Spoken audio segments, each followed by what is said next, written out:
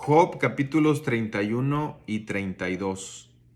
Ahora, todo este capítulo 31 está lleno de un juramento de inocencia de Job. Digámoslo así, es una respuesta final a sus tres amigos. Yo quisiera invitarle a que lo lea muy bien, porque dentro de este capítulo, Job proclama su inocencia. ¿Qué nos enseña esto? Bueno, que un hombre justo, una mujer justa, íntegra, va a cuidar estos elementos que voy a mencionar. Por ejemplo, de los versos 1 al 4, Job asegura que él no era culpable de lujuria. Hice pacto con mis ojos. ¿Cómo pues había yo de mirar a una virgen? El significado en esta larga sección es que él explica que como él guardó sus ojos, él era un hombre íntegro. Y así es, dentro de nuestra integridad está también nuestra mirada. De hecho, todo lo que viene en este capítulo tiene mucho que ver con el Sermón del Monte. Jesús enseñó que no adultera solo aquel que comete adulterio físico, sino aquel que mira a una mujer para codiciarla. Y tiene mucha semejanza con lo que Job está diciendo aquí, porque la lujuria entra por los ojos. Y es Job el que está diciendo aquí, yo no pequé en eso, yo no soy un hombre lujurioso. Recordemos la lujuria de David, que trajo una serie de muertes terribles, ¿no? Así que él habla aquí de que él no era culpable de lujuria. De los versos 5 al 8, él habla de que no era culpable de falsedad o de hipocresía. Mire qué interesante. Él está defendiendo su caso y él dice, yo no era un hipócrita, no era un falso. Y a veces, repito, nosotros no tomamos en cuenta todas estas cosas, simplemente decimos que creemos en Dios y es suficiente. Pero aquí Job nos está dando una lección de lo que es ser un hombre o una mujer justa o íntegro.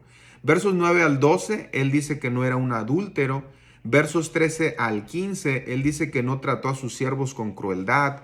Versos 17 al 23 dice que no se aprovechó de los pobres ni de los débiles. De los versos 24 al 28 dice que no era un codicioso ni buscador de dioses falsos. De hecho, dice que él no puso su esperanza en su oro. Impresionante, ¿no? De los versos 29 al 34, él en general no reconoce un pecado específico por el cual Dios le está mandando esta prueba. Y de los versos 35 al 37, Job exige una audiencia con Dios. Ciertamente yo lo llevaría sobre mi hombro, dice. Él tiene tanta confianza en sí mismo que él se presentaría ante Dios como un príncipe. Y como hemos dicho muchas veces, pareciera que Job está cayendo en una línea muy delgada, que es ya la queja, que es ya el ponerse él como si fuera mejor que Dios, ¿no?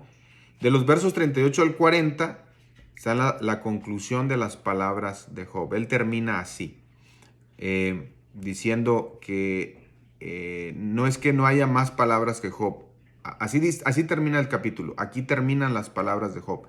Y no es que no haya más palabras de Job en el libro, sino que en este punto ya terminó de argumentar su caso. Él se defiende diciendo, yo no caí en todos estos pecados, ¿no? Bueno, vamos al capítulo 32. En el capítulo 32 aparece un nuevo amigo, hombre, llamado Eliú. Esa es la primera mención de Eliú en el libro de Job. Él no aparece en todo el capítulo hasta este 32 y de hecho aparece un poco, unos capítulos, va a hablar mucho, va a hablar mucho Eliú y luego desaparece y ya no se habla más de él. Bueno, dice en este capítulo, entonces Eliú se encendió en ira contra Job. Eliú se encendió en ira contra Job y en ira contra sus tres amigos. O sea, era un joven, porque dice ahí que él era más joven que estos tres. Era un joven enojón, enojado, ¿no? Y él sintió que Job no tenía razón y que sus amigos fueron muy blandos con Job y que no lo convencieron. Así que Eliú está enojado con todos. Es el clásico joven enojado que cree que tiene todas las respuestas, ¿no? Así que de los versos 6 al 9,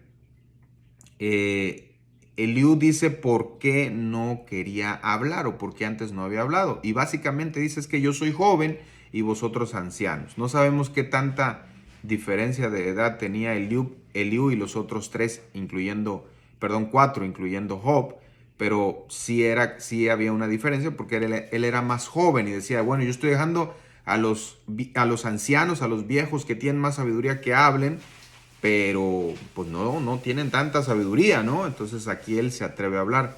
De los versos 10 al 14, Eliú critica a Elifaz, Zofar, Bildad como ineficaces. Eliú estaba frustrado porque los amigos de Job no pusieron a Job en su lugar de la manera que él pensaba que deberían hacerlo, ¿no? O sea, no lo lograron y entonces yo tengo que hablar. De los versos 15 al 22 se habla de que Eliú tiene una compulsión interna por hablar. Dice, porque estoy lleno de palabras y me apremia el espíritu dentro de mí. O sea, él quería hablar, estaba desesperado por hablar, ¿no?